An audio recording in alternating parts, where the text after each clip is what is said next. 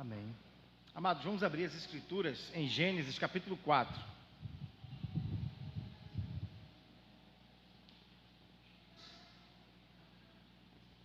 Livro dos Começos.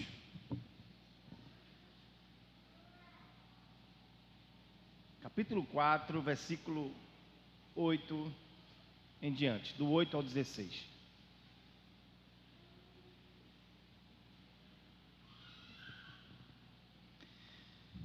Gênesis capítulo 4, versículos de 8 a 16.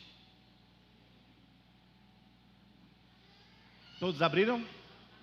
Amém. Vamos à leitura, irmãos, da palavra do Senhor. Disse Caim a Abel, seu irmão: vamos ao campo. Estando eles no campo, sucedeu que se levantou Caim contra Abel, seu irmão, e o matou. Disse o Senhor a Caim: onde está Abel, teu irmão? Ele respondeu: não sei. Acaso sou eu tutor do meu irmão? E disse Deus: que fizeste? A voz do sangue do teu irmão clama da terra a mim. E agora, és agora, pois, maldito por sobre a terra, cuja boca se abriu para receber das tuas mãos o sangue do teu irmão. Quando lavrares o solo, não te dará ele a sua força, serás fugitivo e errante pela terra. Então disse Caim ao Senhor: é tamanho o meu castigo que já não posso suportá-lo. Eis que hoje me lanças da face da terra, e da tua presença hei de esconder-me. Serei fugitivo e errante. Serei fugitivo e errante pela terra. Quem comigo se encontrar me matará. O Senhor, porém, lhe disse: assim, qualquer que matar a Caim será vingado 7 vezes. E pôs o Senhor um sinal em Caim, para que não ferisse de morte quem quer que o encontrasse. Retirou-se Caim da presença do Senhor e habitou na terra de Nod, ao oriente do Éden. Palavra do Senhor, queridos. Vamos orar, dando graças a Deus por ela, implorando que Ele seja misericordioso conosco e nos permita a sua real compreensão, seu real entendimento, em nome de Jesus. Nosso Pai, nós estamos diante do Senhor mais uma vez, Pai, queremos implorar para que o Senhor seja misericordioso conosco mais uma vez e nos permita, Pai, compreender a Tua palavra. Em nome de Jesus, Senhor, ilumina cada mente, Pai, cada coração aqui presente. Em nome de Jesus, Pai, ilumina para que, ó Deus, com a luz do Senhor, possamos ver claramente, ó Pai, entender, Senhor amado, o Teu santo conselho, guardá-lo em nosso coração, Senhor, para pô-lo em prática. Nós pedimos, Pai, tire todo impedimento, Senhor, tudo aquilo, ó Pai, que possa atrapalhar, ó Deus, a devida compreensão de Tua palavra, em nome de Jesus, Senhor, e nos concede a graça, Pai, de, Senhor, com atenção, com temor e santo temor, com alegria reverente, ó Deus, ouvimos a Tua voz. Dá-nos, Senhor amado, essa graça, em nome de Jesus Cristo, Senhor. Te peço, Senhor amado, que o Senhor, por Tua graça bendita, use-me, Senhor, para o louvor do Teu nome. Me ajude, Senhor, a ser um bom servo do Senhor, um bom servo da Tua igreja, Senhor amado, um bom dispenseiro, Senhor. Me ajude, Senhor amado, a que eu maneje bem a Tua palavra, ó Deus, para que todos saiamos daqui, Senhor, ó Deus, gratos ao Senhor, cheios, ó Deus, da Tua palavra, Senhor amado, gratos, ó Deus, pela real compreensão dela. É o que nós pedimos, Pai, em nome de Jesus. Amém. Amados, pode sentar. Não feche sua Bíblia, deixe-a aberta em Gênesis capítulo 4, versículos 8 a 16. Queridos, diante do que temos lido, desde o capítulo 3 de Gênesis até agora, não nos resta outra constatação senão: que tragédia trouxe o pecado para o mundo, que tragédia trouxe o pecado para a humanidade. A tragédia trouxe a morte, o pecado trouxe a morte. Deus disse para Adão e Eva: vocês não podem comer do fruto da árvore do conhecimento do bem e do mal, porque quando vocês comerem deste fruto, vocês morrerão. Paulo, ressalvando esta verdade, disse: o salário do pecado, a recompensa do pecado é a morte. Que tragédia trouxe o pecado? Trouxe morte, trouxe perda de comunhão com Deus. O homem que uma vez criado santo,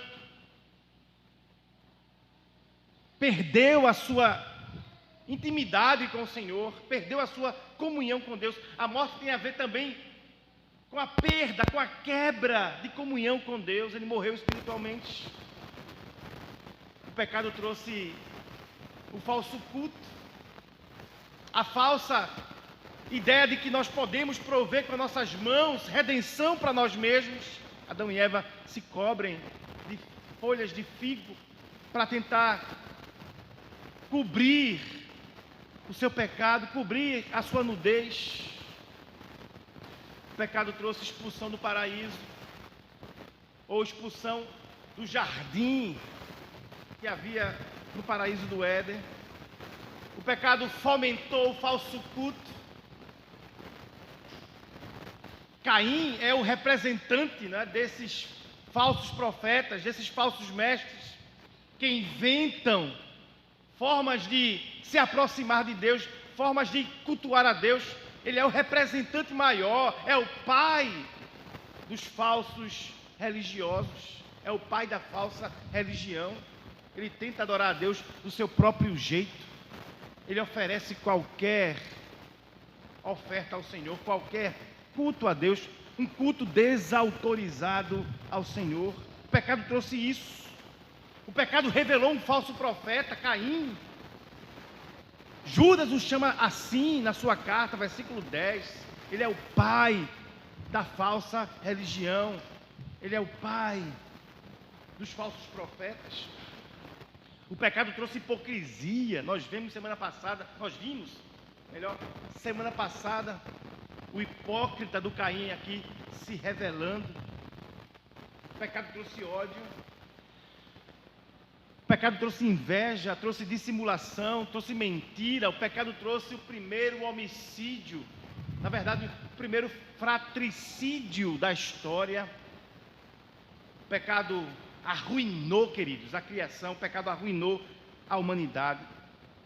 A sessão anterior, que nós trabalhamos semana passada, que se encerra no versículo 7, esta sessão se encerra com Deus chamando Caim ao arrependimento. Vejam só, olhe sua Bíblia, 4:7. Se procederes bem, disse o Senhor, não é certo que serás aceito.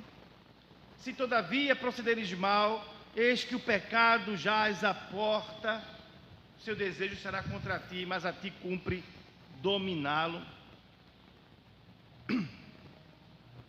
Tomado de ódio, tomado de inveja, depois de ter falsamente apresentado um culto a Deus, sendo do maligno, é assim que João descreve Caim na sua primeira carta.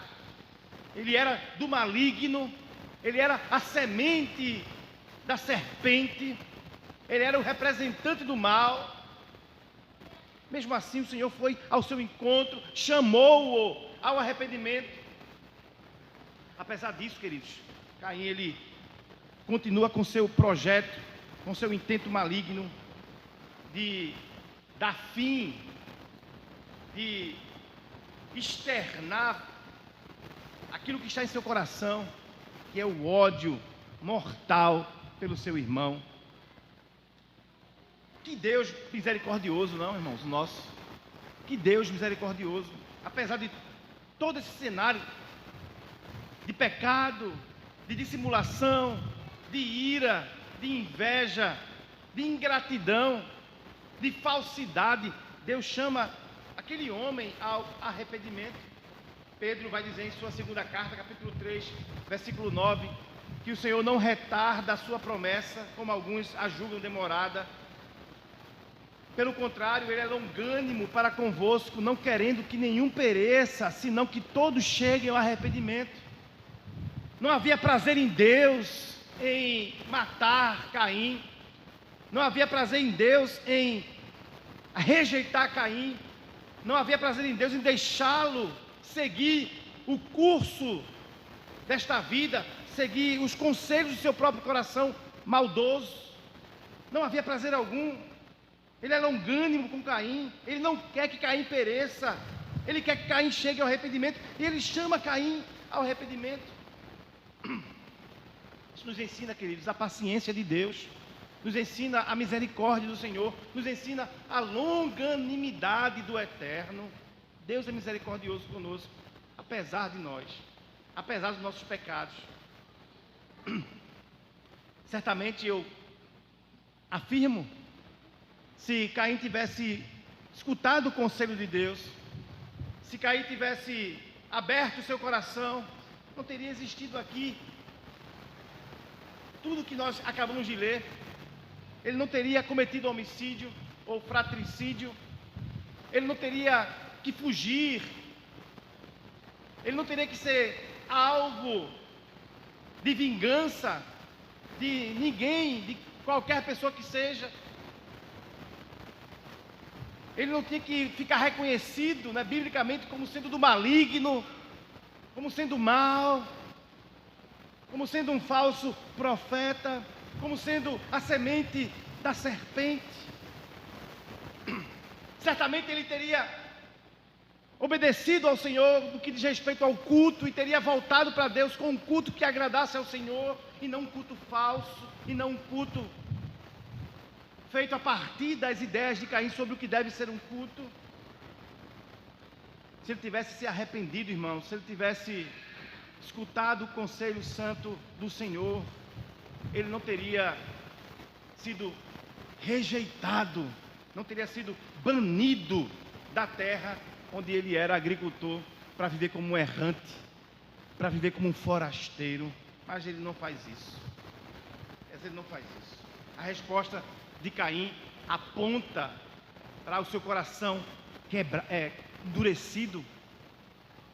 Caim responde a Deus com, e eu vou repetir uma expressão que falei semana passada, com um gélido silêncio. Olha só, versículo 7, Deus fala com ele e ele não responde coisa alguma. E o versículo 8 já começa com a ação de Caim, premeditada. Começa com Caim já executando aquilo que estava bem estabelecido, bem resolvido em seu coração, o seu plano de matar o seu irmão. Este silêncio, ou esta resposta, né, ensurdecedora, que foi o silêncio de Caim para com Deus, aponta para o fato de que o seu coração não estava com o Senhor. Em vez de se arrepender de sua raiva, de sua hipocrisia, ele permite aquilo que Deus lhe havia advertido, que o pecado entre pela porta. Deus disse: olha, o pecado jaz à porta, o mal jaz à porta, a fera te espreita. Como falei semana passada, a expressão aqui, né, traz a ideia de um animal que está para dar o bote, talvez a serpente, não é? A ideia também talvez de um leão aqui, escondido atrás da moita para dar um bote. E agora o pecado entra pela porta, e Caim permite que esse pecado, que essa fera, que esse mal tome conta dele. E como Moisés descreve, versículo 8 em diante, lá no campo, no lugar onde Caim costumava fazer as suas plantações e colheitas, ele mata o seu irmão. Longe de qualquer pessoa, e permita-me aqui, né, explicar algo que eu irei trabalhar um pouquinho daqui a pouco. A gente, quando olha, né, a narrativa aqui de Gênesis e vê apenas Adão e Eva, e depois Caim e Abel, a gente imagina que só eles quatro existiam no mundo nesse momento. Mas a narrativa bíblica não é exaustiva. Moisés não está preocupado em dizer quantos filhos, não é? Lá na frente, capítulo 5, ele vai dizer que Adão e Eva tiveram filhos e filhas. Você imagina que ele viveu 900 anos, não é? 900 e poucos anos. Eva talvez ao mesmo tempo, tiveram muitos filhos e muitas filhas, tá? É provável que Caim e Abel sejam os primeiros. Caim o primogênito, né, e Abel ali o segundo filho. Talvez fossem gêmeos, não dá para a gente afirmar isso. É possível gramaticalmente dizer que eles eram gêmeos, mas não dá para afirmar isso. Mas existiam outros filhos e filhas além de Caim e Abel. E fechando esse parênteses aqui para explicar essa questão, Caim tenta esconder-se da presença de alguém e vai ao campo para matar o seu irmão. Se não tivesse ninguém ali, não é? Para que se esconder? Para que dissimular? Para que fingir? Para que ir ao campo? Para que ir a um lugar que era comum a Caim? Talvez pensando que pudesse se esconder de Deus, queridos. Caim ataca o seu irmão e o mata. Talvez dizendo, olha, eu vou me afastar um pouquinho aqui do lugar onde Deus se manifesta. Talvez ele pensasse que Deus só se manifestasse ali, no lugar onde eles prestavam culto, onde Abel havia apresentado os seus animais, onde ele havia apresentado suas frutas, talvez ali perto do jardim, não é? Era o Éden ali, o jardim ficava no Éden, mas o Éden era toda uma região. Eu vou me afastar um pouquinho daqui, onde Deus se manifesta, e vou matar o meu irmão. Deus não vai ver, distante dos olhos do Senhor, eu executarei o meu plano, irei assassinar esse meu irmão. Queridos, Moisés abre o versículo 8, a narrativa do primeiro homicídio, mostrando-nos que Caim não é mais um hipócrita, ele não é mais alguém que finge ser uma coisa que não é, ele não é mais alguém que tenta agradar a Deus apenas com a aparência. Não, ele deixou bem claro agora que ele se ressente de Deus, que ele não quer nada com o Senhor, que ele é inimigo do Senhor, que ele não se importa com a palavra de Deus, com seus mandamentos, com a sua promessa. Ele revela-se como sendo do mal, como sendo do maligno, como não participando da aliança, como não participando do pacto, como filho da serpente. Caim, ele desiste da dissimulação, ele desiste da hipocrisia, ele desiste do fingimento. Ele não vai mais prestar um culto a Deus para tentar aparentar ser um crente. Ele agora revela-se como um assassino. Por sua rejeição do sacrifício de Caim, o Senhor está, na verdade, forçando Caim a revelar-se. Esta é a grande verdade. Deus não permitiu que Caim continuasse naquela dissimulação. Ele rejeita o seu sacrifício e força-o a que ele revele quem ele é. Deus não finge receber o sacrifício fingido dele. E em fazendo isso, Caim, ele tira a capa, ele tira a máscara, e ele mostra a sua verdadeira face. Ele é um homicida, ele é um maligno.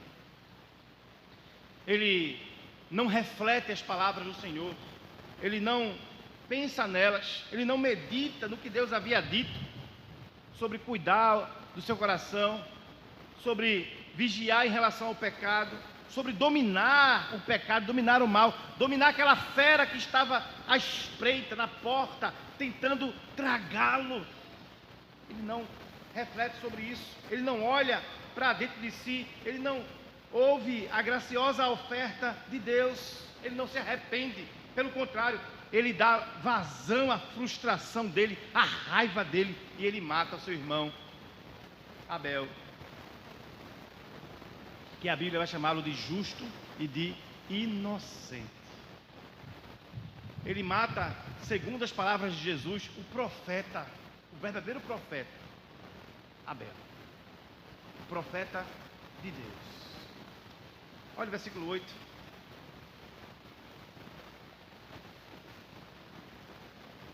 Caim diz a Abel: seu irmão, vamos ao campo. O interessante é que Moisés, repetidas vezes, né, faz menção ao fato de que Abel era seu irmão. É como se estivesse jogando na cara dele, né? Deus, quando vai abordá-lo, diz: onde está o teu irmão, Abel? Onde está Abel? Teu irmão. Tu mataste teu irmão. Não foi qualquer pessoa que você matou, foi seu irmão. Foi sangue do seu sangue. Ele chama o irmão dele e diz: vamos ao campo. Vem aqui, meu irmão, no meu trabalho. O campo era o lugar onde ele estava trabalhando, não é? Ele era agricultor. Ele havia recebido por herança a profissão de seu pai, Adão. Ele cuidava do campo. Ele chama seu irmão para lá. E isso diz muita coisa para a gente, não é? Fala-nos sobre o seu homicídio, sobre o seu crime. Vejam que ele premedita o assassinato. Ele não mata Abel, né, passionalmente. Ele não espera uma oportunidade. Ele premedita o crime. Ele chama o seu irmão, ele engana-o atrás de suas palavras mentirosas, malignas, bonitas talvez. Meu irmão, vamos ali comigo. Imagine a cena, né? Seu irmão lhe chamando, sua irmã lhe chamando para ir no seu trabalho. Vem aqui no meu trabalho comigo, meu irmão. Vamos lá no campo. Vem cá ver minha hortaliça. Vem cá ver as frutas que eu tenho plantado, os pés de fruta. Vem cá ver, né, como o papai me ensinou direitinho aqui, como tratar a terra, como cuidar do campo. Ele engana o seu irmão maliciosamente atrás de suas palavras. Ele disfarça-se de amigo, premedita o crime. Ele odeia Abel e quer matá-lo. Interessante, não é? Ele não odeia Abel pelas suas falhas. Ele odeia Abel justamente pelas suas virtudes. Ele tem raiva de Abel ser bom. Ele tem raiva de Abel ser aceito. Ele tem raiva de Abel ser justo. Ele tem raiva por Abel ser um bom profeta, um verdadeiro profeta do Senhor. Ele tem raiva da fé de Abel. Ele tem raiva da amizade de Abel com Deus. Ele tem raiva porque ele não é o que Abel é. Filho da mulher, descendente da mulher, membro da aliança, participante do pacto. O brilho de Abel ofusca os olhos de Caim, cega os olhos de Caim. Caim mata Abel, irmãos. O texto diz isso, olha o versículo 8. Ele mata Abel. Ele não dá chance de defesa para o seu irmão. Certamente seu irmão não se defenderia caso tivesse oportunidade. Abel, como falei semana passada, parece aquela ovelha muda que é levada ao matadouro perante os seus tosqueadores e não abre a sua boca. É um tipo de Cristo. Ele é conduzido pelo seu irmão para o matadouro. Na verdade, o campo para onde Caim levou Abel não era outro lugar senão a cena, senão o lugar do homicídio, senão o matadouro onde o justo Abel seria sacrificado. O ódio de Caim, queridos, é produzido aqui, é revelado aqui nesse comportamento homicida, errado. Ele executa o seu intento, o seu sentimento errado, né, que nós vimos aqui no texto anterior, no começo do capítulo 4, o seu sentimento de birra, né, de ódio, de bilis, de raiva, de rejeição, de ira, o seu semblante que estava descaído, irado, é agora expressado, externado no homicídio que ele acabara de executar. O ódio que ele havia guardado no coração, ele agora arranca dele, do coração, e com suas mãos, ele derrama o sangue inocente do seu irmão Abel. Queridos, é um grande risco nós carregarmos ódio no nosso coração. Alguém disse certa vez que quem carrega o ódio no coração, carrega o diabo no coração. Não era apenas ódio, mas era o mal que estava à porta, à espreita, que havia entrado no coração de Abel. O próprio diabo havia entrado em seu coração, e agora ele comete assassinato. Ele se alia definitivamente ao diabo, sendo o primeiro homicida. O diabo é homicida desde o início, diz as Escrituras, disse Jesus. Ele comete assassinato. O ódio que ele guarda no seu coração é o mentor deste primeiro homicídio. Olha o versículo 8 ainda. Ele diz: vamos ao campo. Estando eles no campo, sucedeu que se levantou Caim contra Abel, seu irmão, e o matou. Sucedeu, olhem só, que se levantou Caim contra Abel, seu irmão, e o matou. Eu repito, queridos, o que eu falei no começo. Que tragédia, que gravidade trouxe ao mundo o pecado do homem. Um fratricídio aconteceu na primeira geração. Você vê que a queda foi uma queda mesmo. Não foi uma quedinha. Não foi como uma avalanche, né, que começa ali, as primeiras neves caindo e fica aquela bola enorme de neve e destrói. Não, ele caiu vertiginosamente. Em Adão, toda a humanidade tropeça vertiginosamente. A sua primeira geração foi responsável por um homicídio. Não imaginemos aqui, não é, Caim e Abel ali ainda semi-inocentes, não é? Porque saíram de paz, inocentes. Caim é o retrato da depravação total que o pecado trouxe à humanidade. Ele comete assassinato. Ele mata carne da sua carne, sangue de seu sangue. E não no homicídio, repito, passional, não é? Mas premeditado. Ele segura a sua raiva no primeiro momento de Deus e de Abel, a sua inveja de Abel, sua raiva de Deus. Ele armazena esta raiva no seu coração e cria um projeto de assassinato. E premedita como, quando e aonde iria matar seu irmão. Que miséria, irmãos, trouxe o pecado. Que miséria é o pecado. Que miséria é o pecado. No momento estava Abel cultuando a Deus, melhor, Caim cultuando ao Senhor, levando a Deus num tempo específico, né? Versículo 3º aí do capítulo 4, olha só. Aconteceu que no fim de uns tempos, né, trouxe Caim, ou seja, num dia específico de oferta, de sacrifício, de se apresentar diante de Deus. Aqui a gente já vê, né, o início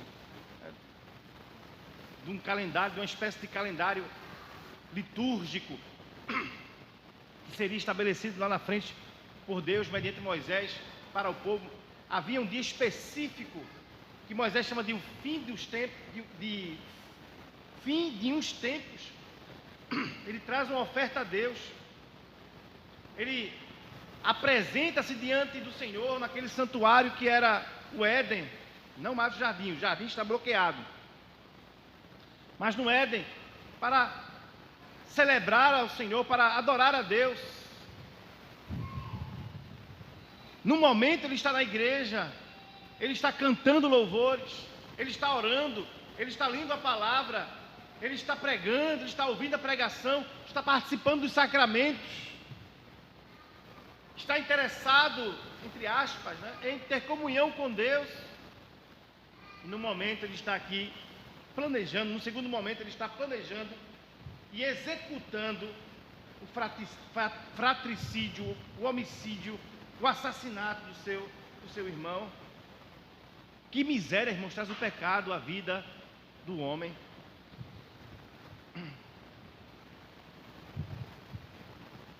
E isso seria algo espantoso, não é? Para nós. Seria algo espantoso para nós, se essa história de Abel não fosse a história da gente, não é? E é claro que a gente olha aqui e se identifica.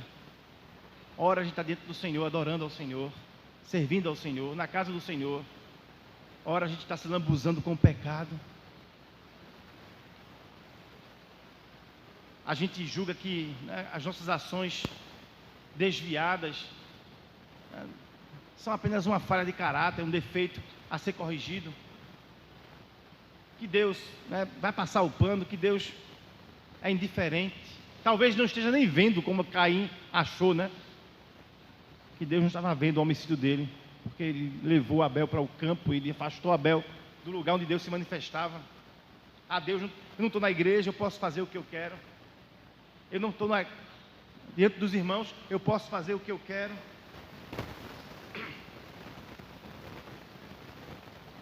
Ele mata o seu irmão Abel.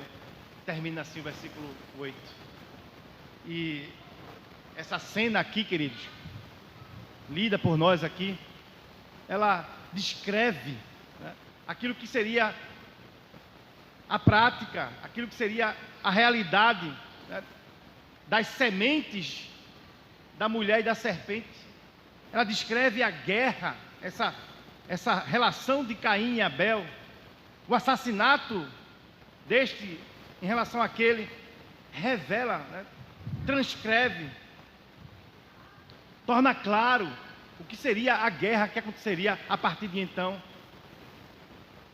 É assim que agem os filhos da serpente, a descendência da serpente contra os descendentes da mulher. É assim que agem os filhos das trevas contra os filhos do pacto, contra os filhos da aliança. Eles agem fratricidamente. Um homem sem Deus, o ímpio, tem ódio dos que servem ao Senhor. Quantas vezes na história, a partir de Caim e Abel, quantas vezes na história, e na história da redenção, na história bíblica inclusive, né, vamos ver os ímpios intentando os seus feitos malignos contra o povo de Deus. Ódio mortal. Morte aos crentes, pregam os filhos da serpente.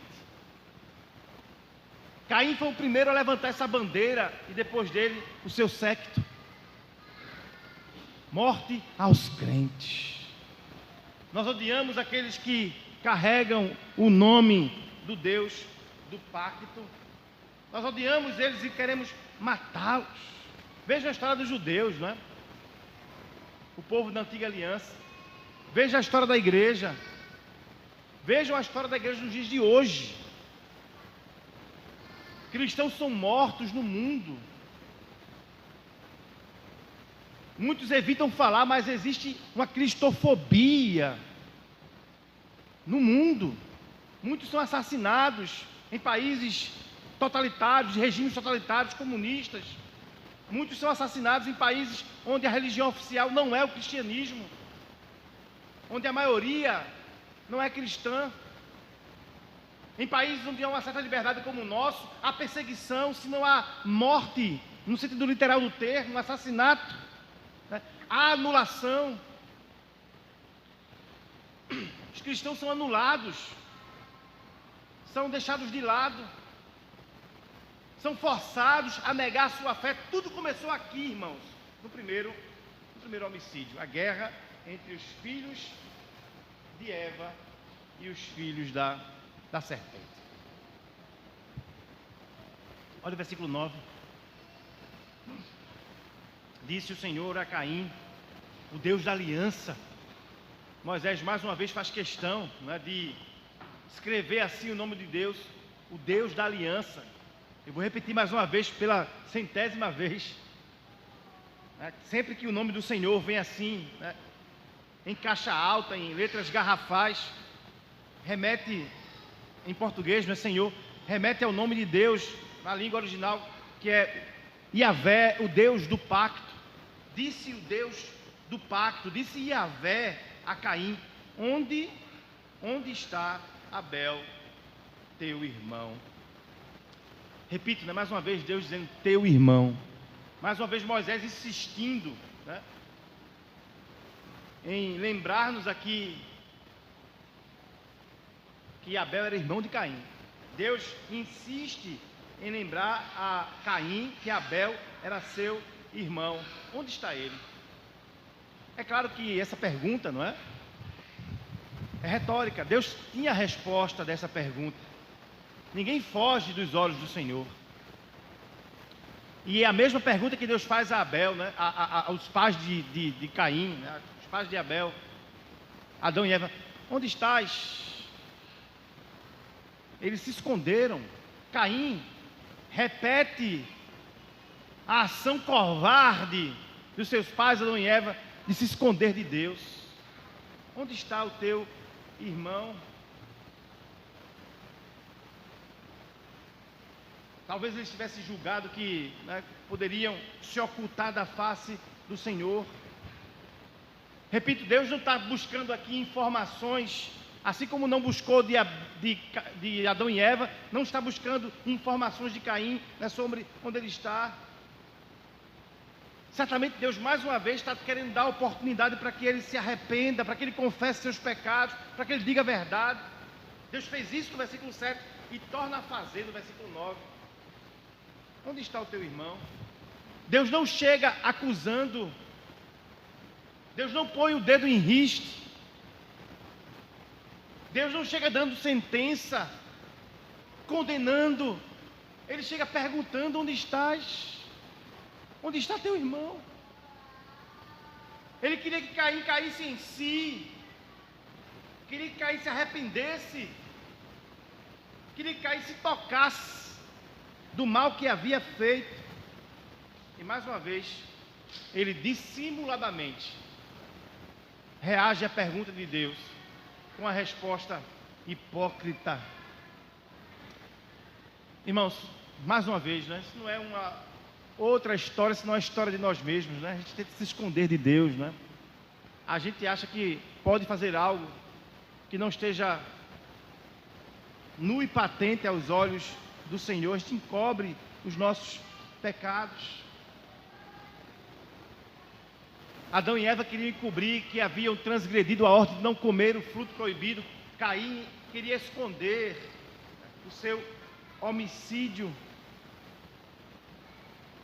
Mas nas duas vezes, irmãos, que Deus faz a pergunta, primeiro aos pais e agora ao filho,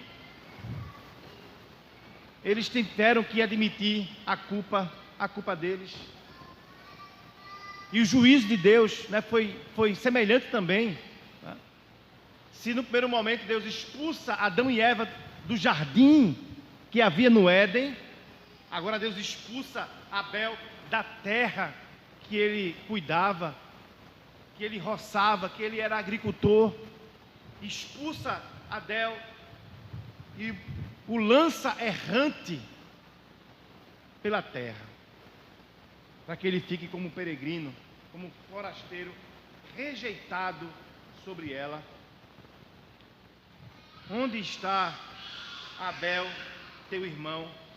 Ele respondeu: não sei. Acaso sou eu tutor de meu irmão? Não sei. Não sou tutor dele, disse Abel. Queridos, não há pecado que fique encoberto aos olhos do Senhor. Eu tenho falado aqui e repito mais uma vez que sempre que pecamos, irmãos, sempre que pecamos, nós tomamos Deus por nossa testemunha. Todo o nosso pecado, todos os nossos pecados são feitos, são praticados à luz dos olhos de Deus. Até o pecado mais oculto do nosso coração está nu e patente aos olhos do Senhor. Que tragédia trouxe o pecado para Caim, não é? Ao ponto de julgar que Deus não pudesse ver o seu crime. O pecado nega os atributos de Deus. O pecado negou a onisciência do Senhor. O pecado fez com que Caim, né, pudesse imaginar que em certos lugares, em certas ocasiões, dependendo da hora, Deus não estaria ali presenciando o feito. Mas Deus tudo vê, irmãos. Deus tudo vê. Hebreus capítulo 4, versículo 13 diz: não há criatura que não seja manifesta na sua presença. Pelo contrário, todas as coisas estão nuas, descobertas e patentes aos seus olhos, aos olhos daquele a quem temos de prestar contas. Deus viu Adão e Eva comendo o fruto. Deus viu Caim matando Abel. Deus viu Acã roubando. Deus viu Davi adulterando. Deus viu Ananias e Safira mentindo. Deus vê a mim e a você quando pecamos. Salmo 139 nos revela esta verdade concernente à onipresença, à onisciência do Deus a quem servimos. O salmista diz: Senhor, tu me sondas e me conheces. Tu sabes quando me assento e me levanto. O Senhor está por trás e por diante, o Senhor está ao redor. O Senhor põe sobre nós as suas mãos. Ainda que a palavra chegue à minha boca, tu já sabes o que eu vou dizer. Tal ciência, tal conhecimento para mim é por demais espantoso, disse o salmista Davi. Se eu fizer uma cama na sepultura, tu estarás lá também. Se eu tomar as asas da alvorada e voar para um lugar mais distante, ali a tua mão estará. Se eu me esconder nas trevas, tu me verás, porque para ti não há diferença entre trevas e luz, dia e noite. Tudo está claro aos teus olhos, disse o salmista. E ele termina o salmo dizendo, né? Senhor, vê se há em mim algum caminho mau e guia-me pelo caminho eterno. Ou seja, Senhor, tu sabes tanto que sabes mais do que eu. Sabes tanto sobre mim que sabes mais que eu. Tu sabes até o pecado que eu não sei que pequei. E eu te peço, Senhor, veja se há em mim, né, mais algum pecado aí que eu não sei e revela-me, para que dele eu possa me arrepender. Deus vê tudo, irmãos. Deus está em todos os lugares. Não há ninguém que fuja à presença do Senhor. Deus sabe o que eu faço, Deus sabe o que você faz. Por isso, com urgência, queridos, arrependamos-nos dos nossos pecados, voltemos para Deus. Paremos de fazer o que é mal aos olhos do Senhor, ainda que seja oculto aos olhos dos homens. Implore a Deus para que Ele revele o pecado que você nem sabe que tem, que cometeu, para que dele você se arrependa. Sou eu tutor do meu irmão? Perguntou Caim afrontosamente a Deus. Ele responde a pergunta de Deus com a mentira que revela, né, a malignidade que está em seu coração. Eu não sei onde ele está, disse Caim ao Senhor, como se pudesse enganar ao Senhor sobre aquilo. Talvez ele tenha matado, não é? Enterrado numa cova rasa ali qualquer e imaginado, eu escondi, né? Ele não vai saber. Ainda que ele saia do jardim aí procurando meu irmão, porque ele só está lá no lugar de culto. Ele só está lá na igreja, ele não sabe o que passa-se aqui fora. Talvez se ele sair e procurar, ele não vai achar, porque eu escondi direitinho. Eu cobri com as folhas, eu joguei as palhas ali, né? O capim da terra que eu arei, da terra que eu cuidei. escondi o corpo do meu irmão, ele não vai ver. Eu não sei, eu não sou tutor do meu irmão. E aqui, irmãos, ele revela, né, o seu instinto maligno e assassino. Ele revela a sua predisposição para o assassinato, dizendo: eu não sou tutor do meu irmão. Claro que era, claro que era. Todos nós somos tutores do nosso irmão. Todos nós devemos guardar os nossos irmãos. Todos, cada um de nós que estamos aqui, somos guardiões um dos outros. Isso está implícito no 6º mandamento. Quando Deus diz: não assassinarás, não matarás, está dizendo para nós que nós, dentre tantas coisas, devemos procurar o bem do nosso irmão, onde quer que se possa, de maneira que for possível. Quando Deus diz: não assassinarás, não diz apenas não derrame sangue de ninguém, mas preserve a vida do outro. Negativamente, o mandamento proíbe-nos de matar. Positivamente, ele nos ordena a preservar, a cuidar, a zelar. Ou seja, somos tutores um dos outros.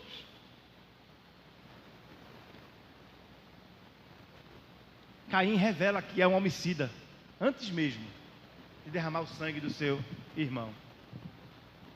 Quando ele odeia o seu irmão, o texto anterior fala sobre isso, né? O seu semblante descai e ele fica furioso.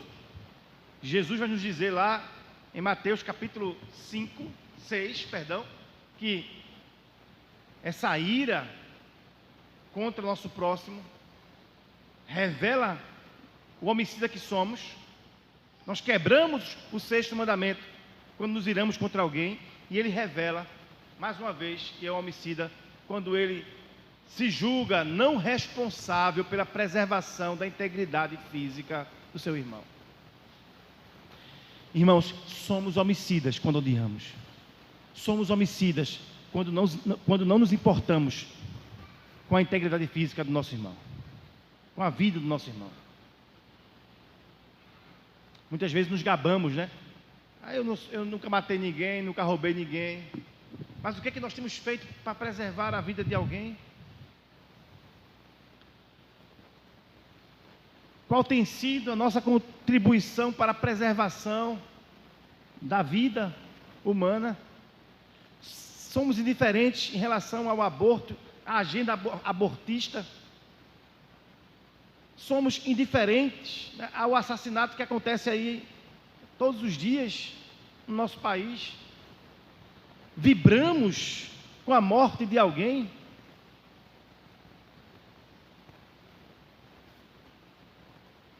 CPF cancelado, né? E aí festa, ei, morreu, merecia morrer.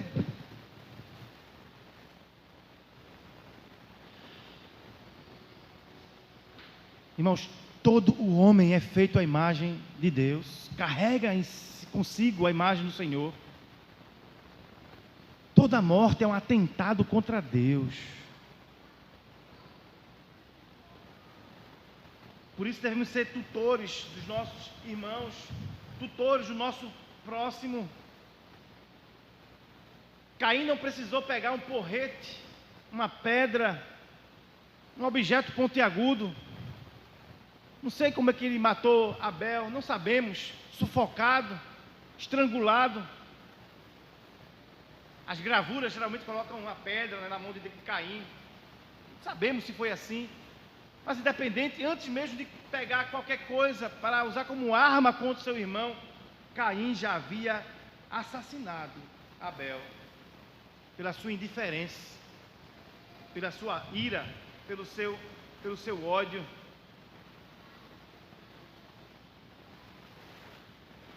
Queridos, que gravidade trouxe o pecado para a humanidade? Olhe comigo o versículo 10.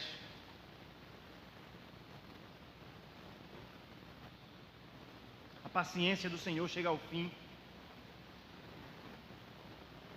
Caim mostra claramente de qual lado ele estava, o que ele queria para a sua vida, aquele pecado que queria controlá-lo, que Deus o advertiu no versículo 7, já havia tomado, apossado-se dele. Caim não queria governar o pecado como Deus o orientou. Ele teve prazer em ser controlado pelo pecado. Ele abraça a escuridão, ele abandona completamente a luz de Deus. Ele teve a sua oportunidade, mas agora ele não tem mais uma segunda chance. A sua segunda chance havia passado, a paciência divina havia se esgotado. O que restou para Caim foi maldição. Ele seria amaldiçoado da terra que engoliu o sangue do seu irmão, o sangue que ele havia derramado. O solo que já havia sido amaldiçoado por causa do pecado do seu pai, agora teria a multiplicação da sua condenação. O solo não mais renderia sua força a Caim, ele seria fugitivo e errante pela terra. O Senhor disse, versículo 10: que fizeste? A voz do sangue do teu irmão clama da terra até mim. E agora, pois, maldito por sobre a terra, cuja boca se abriu para receber de tuas mãos o sangue do teu irmão. És agora, pois, maldito por sobre a terra, cuja boca se abriu para receber de tuas mãos o sangue do teu irmão. O sangue que ele deveria ter derramado antes, como uma oferta de sacrifício ao Senhor, um sacrifício cruento, e ele não fez, se recusou a fazer e preferiu dar uvas, maçã, melancia, manga, pera ao Senhor. É o sangue que ele derrama agora do seu irmão e que lhe traz maldição para o resto da sua existência. Deus amaldiçoa Caim. Ele amaldiçoa a terra onde Caim cultivava. Você não será mais agricultor. Você não vai mais plantar. Não vai mais colher. A terra que você contaminou com sangue se voltará contra você mesmo. Versículo 12: quando lavrares do solo, não te dará ele a sua força. Serás fugitivo e errante por toda a terra. Você agora vai ser um errante, um fugitivo, um nômade. Imagina, irmãos, um homem que passou toda a sua vida, sei lá quantos anos ele tinha aqui, 300? Não sei, né? Porque o texto aqui do capítulo 4 vai nos dizer que havia muitos homens e mulheres já na terra. Caim, inclusive, foge para uma cidade, né? Onde conhece sua esposa, e ele vai ter filhos com ela lá e vai construir uma outra cidade. Havia muita gente aqui na terra, irmãos e irmãs, né, que se reproduziram, né? Foi necessário no começo, né, a relação entre irmãos para que houvesse a reprodução da humanidade. Depois Deus vai impedir esse tipo de relacionamento incestuoso, dando a sua lei, né, dizendo que não pode irmão com irmão, né? E aí ele vai dizer quais são os parentescos onde é proibido o matrimônio. Mas aqui no começo parece que foi necessário, e ele foge como errante, como nômade. Ele que era agricultor, né, que tinha o costume de todo dia de manhã ir lá na terra, arar, tirar a erva daninha, colocar água, espantar, né, os insetos, colher, comer. Ele agora viraria um nômade, ou seja, ele iria comer do que aparecesse na frente. Ele não tinha mais uma residência, mais um endereço, e aí ficaria vagando pelo mundo, comendo do que aparecesse no seu caminho. Foi essa a maldição que Deus deu para Caim. Ele foi amaldiçoado, ficou fora da comunhão de Deus, de qualquer comunhão humana. Você vai ficar longe desse lugar aqui onde eu me revelo. Desculpem. E mais ainda, você vai ficar longe de qualquer pessoa humana. Foi severo o castigo, foi severa a punição, a maldição de Deus sobre ele, muito mais severa do que sobre seu pai, do que a maldição que Deus deu para Adão. Queridos, o pecado trouxe essa triste consequência. Olha só, versículo 12 mais uma vez. Veja que consequência terrível do pecado, a perturbação aqui sofrida por este homem. Quando lavrares o solo, não te dará ele a sua força, serás fugitivo e errante pela terra. Ele foi banido, foi exilado, passa a viver escorraçado e fugitivo no mundo, passa a viver em pânico diante de Deus e dos homens, deixa de ser um agricultor e vira um nômade, expulso de uma terra produtiva para uma terra que não produz absolutamente nada. Olha o versículo 13. Então disse Caim ao Senhor: é tamanho o meu castigo que já não posso suportá-lo. Que resposta, hein? Cadê aquele valente que se irou com Deus e se irou contra o seu irmão e teve inveja dele? Cadê aquele homem disposto a matar o seu irmão? Se pudesse, matava até Deus. Já que não posso, vou ferir a sua imagem, vou ferir o seu filho, a sua semente. Cadê a coragem dele? Agora, eu não posso suportá-lo. O reverendo Augusto Nicodemos diz que, por este versículo aqui, que Caim é o pai dos mimizentos. Mimimi. Eu não posso suportar, Senhor. Tamanho é o meu castigo, Senhor. Cadê o Lázaro, né? Aquele Lázaro lá de Goiás, né? Que estava matando todo mundo, metendo bala na polícia. Cadê o valentão? Cadê o lampião aqui? Ficou com medo. Eu não posso suportar. É muita opressão, é muita escravidão. Irmãos, a vida ímpia é terrível. O assassino valente e terrível, que não teme a Deus e nem aos homens, se transforma num medroso covarde. Ele esperava que Deus dissesse: coitadinho de Caim. Coitadinho, bichinho, como dizemos aqui no Nordeste, né? Bichinho. Mas percebam outra coisa: em momento nenhum Caim mostra tristeza pelo pecado que ele comete. Em momento algum ele fica arrependido. Ele tem medo do castigo, mas não se arrepende do pecado que cometeu. Não espalhe não, irmãos, não espalhe não. Cá para nós. Parece com alguém que a gente conhece, não. Parece com a gente, né? Quando o pecado se apresenta, a gente não tergiversa, não faz resistência alguma, a gente não hesita, a gente peca, se lambuza, depois fica com medo da consequência. Meu Deus, o que vai ser de mim? Meu Deus, o que eu fiz? Irmãos, é terrível o quanto tem crente que serve a Deus porque tem medo do inferno.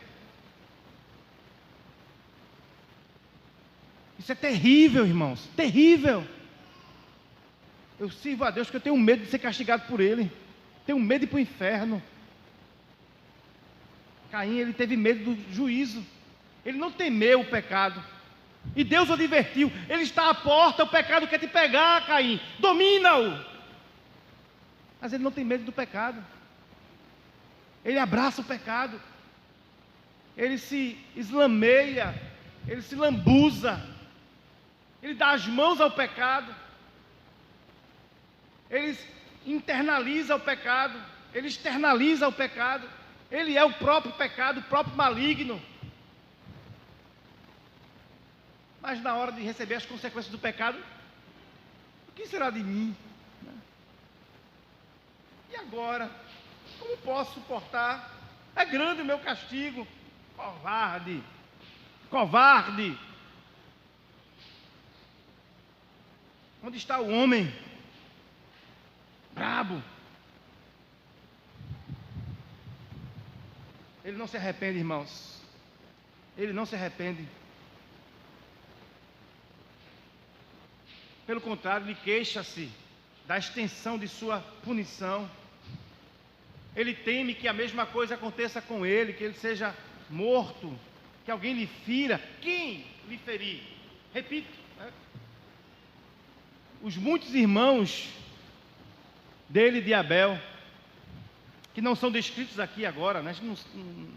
Não é importante para Moisés falar sobre eles, mas já haviam muitos homens e mulheres na terra, irmãos, filhos, sobrinhos, primos, estavam todos por ali, próximo ao Éden. E ele tem medo que algum parente reivindique, se vingue de Abel. Fica com medinho. Tem medo da retribuição de alguém que lhe retribua o pecado. Olha o versículo 14. Eis que hoje me lanças da tua face da terra. Eis que hoje me lanças da face da terra, e da tua presença hei de esconder-me. Repito, né? Ele achava que Deus só estava ali no jardim, ou melhor, perto do jardim, no Éden. Aquela ideia que muito crente tem, né? Que Deus só está na igreja. Lá fora, né? Lá fora, né? É comigo e é só, né? Eu só devo, né, prestar culto, serviço, obediência, reverência na igreja, mas lá fora ninguém me segura. Deus não está aqui. Não importa o que eu sou de segunda a sábado, né? Vê se me esquece. Caim tinha essa ideia, né, de que Deus só estava ali. E aí ele diz que está saindo da sua presença, se escondendo dela. Diz mais: serei fugitivo e errante pela terra. Quem comigo se encontrar, me matará. Olha aí, né? Ele lambendo suas feridas, né? Estou com medo de morrer. Matei, né? E agora temo que o mesmo seja feito comigo. Deus já não vai estar mais vendo, né? Agora Ele não vai mais procurar-me com a sua voz para me orientar. E sem Deus e sem a sua voz, eu serei um alvo fácil. Deus é misericordioso, é longânimo, mas o homem não é. E para onde eu vou, certamente eu serei uma presa fácil. Versículo 15. O Senhor, porém, lhe disse: assim qualquer que matar a Caim será vingado 7 vezes.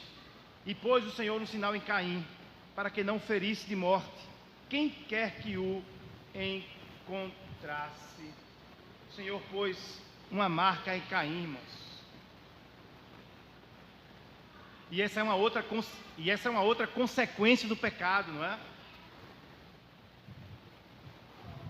Deus açoita a nossa consciência é açoitada. Deus não nos deixa em paz. A gente fica lembrando do que fez. Claro, eu estou falando aqui, né, de alguém que tenha, né, o seu juízo normal. Né? Talvez não se aplique a outras pessoas, né? Sei lá, um psicopata. Mas o nosso coração é um tribunal, né? A consciência é um tribunal que fica ali julgando. Paulo fala isso aos Romanos, capítulo 2, né? A consciência fica lá, condenando. Ela também defende, mas também ela condena. Deus coloca o sinal nele, e ele vai se lembrar para sempre que ele é um assassino, que ele é um filho da serpente. A gente não sabe qual foi a marca aqui, que Deus colocou em Caim. Mas a marca dizia o seguinte: não toque nele. E isso, irmãos, aí eu discordo de alguns intérpretes que afirmam isso. E isso não significa que Deus foi bom com Caim, que Deus suspendeu, né, a punição que era correta aqui, pena capital, sangue por sangue. É a exigência divina, né? Deus falaria isso para Noé pouco depois: quem derramar o sangue de alguém terá seu sangue derramado. Na lei isso é estabelecido: quem mata deve morrer. E é o que eu creio, inclusive, que deveria acontecer nos dias de hoje, né? Um assassino deveria receber a pena capital. Mas Deus suspende aqui. Isso não é para o bem de Caim, é para o mal dele. Imagine, ele viveria toda a sua vida sendo afligido, sendo açoitado na sua consciência por ter assassinado seu irmão. Na minha opinião, posso estar errado. O propósito de Deus não permitir que ninguém matasse Caim foi esse, para que ele sofresse a sua vida todinha. E eu me pergunto, né, será que uma prisão perpétua não é pior do que uma pena de morte, do que uma cadeira elétrica? Não sei. Mas, para mim, a ideia aqui é essa. Isso não é um ato de misericórdia da parte de Deus. O reverendo Hernando Dias Lopes concorda, ele diz isso, e eu concordo com ele. Não foi misericórdia da parte de Deus. Deus não está derrubando uma sentença de morte. Ele está, pelo contrário, né? Ele está piorando a sentença, dando um castigo muito maior para Caim. Isto é um ato de julgamento, irmãos. É uma condenação adicional, é uma sentença adicional. Caim seria amaldiçoado a viver toda a sua vida aqui na terra como errante, longe da presença de Deus, na terra de Nod, né? No Oriente, no leste do Éden, um lugar esquecido, terra de errantes. Ele não seria jamais, ele não escaparia jamais da sua culpa. Ele carregaria consigo este fardo. Deus me desprezou, Deus me rejeitou, os homens me desprezam, eu sou desprezível, eu sou um assassino. A sua consciência haveria de acusá-lo para sempre, excluído da comunhão com Deus, excluído da comunhão dos homens. Ele teria agora que viver essa terrível realidade. Olha o versículo 16. Por fim, o pecado traz afastamento de Deus. Caim retira-se da presença do Senhor, olha só, da presença do Deus do pacto, da presença de Yahvé, e habita na terra de Nod, ao oriente do Éden. Vejam como que é um homem ímpio, não é? Ele não chora, não se humilha, muito menos se arrepende, fica apenas com medo do juízo, da consequência do pecado, e Deus o bane para longe, para o exílio, para a terra do exílio, para a terra da fuga. Viveria como uma pessoa sem Deus, sem amigos, sem irmãos, sem terra, sem chão, sem um lugar permanente. Que vida desgraçada Caim escolheu para si. Uma vida resultante de um homem que por natureza era do maligno e desejou ser do maligno e não se arrependeu de ser do maligno. Concluindo, irmãos, sobre Abel, nós não sabemos quantos anos ele tinha quando morreu, apesar de o seu nome, né, nos dar um indício. O seu nome significa breve, passageiro, vaidade. Não sabemos, porém, ele viveu como um homem de Deus, fiel ao Senhor. Jesus o chamou de profeta, ele era um profeta de Deus, ele é o representante, ele é o pai da verdadeira religião.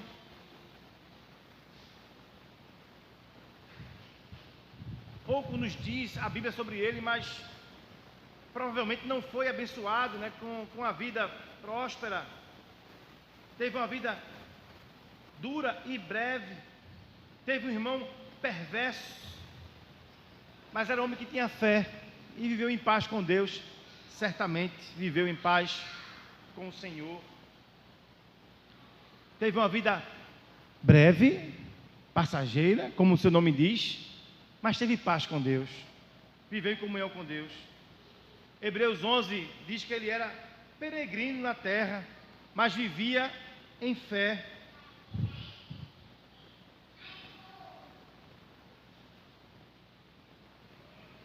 Hebreus diz que ele esperava a cidade celestial, a cidade duradoura. Morreu sem alcançar a promessa, mas ele tinha esperança no seu coração de que o seu justo Senhor haveria de recompensá-lo com a cidade duradoura, com a herança eterna. Seu irmão Caim foi amaldiçoado, viveu uma vida longa, porém longe da presença do Senhor, como um andarilho que não teria paz neste mundo. Este é o resultado do pecado, irmãos. Esse foi o resultado da rejeição da graça de Deus. É o resultado que qualquer um vai ter que enfrentar em sua existência nos dias de hoje também, quando rejeitam o chamado de Deus, quando se recusam a humilhar-se diante do Senhor, recusam-se a obedecer-lhe com gratidão, em gratidão por esta graça. O que resulta da rejeição é maldição. Somos também advertidos, queridos, nesta história, e por isso precisamos nos examinar, precisamos lembrar das nossas deficiências, precisamos ouvir agora o chamado de graça da parte do Senhor, aquele mesmo chamado que ele deu a Caim. Precisamos ouvir esse chamado, precisamos ouvir e nos arrepender, precisamos confiar no Senhor, precisamos o amar, precisamos ser aceitos por Ele, por causa do seu Filho, o descendente da mulher, o antítipo de Abel, a verdadeira semente. Precisamos ouvir o seu chamado e, confiados nele, em Jesus, voltarmos para Deus e abraçar o seu convite de graça. O que resta para quem recusa o chamado é destruição. Quem recusa a oferta gratuita de Deus não tem outro fim senão julgamento e punição da parte do Senhor. Precisamos temer esse julgamento, precisamos temer o castigo divino. Na verdade, isso é o que todos nós, eu, inclusive, todos nós merecemos o castigo de Deus. Mas a oferta do Senhor, a oferta gratuita do Senhor, foi apresentada a nós, e por graça fomos incluídos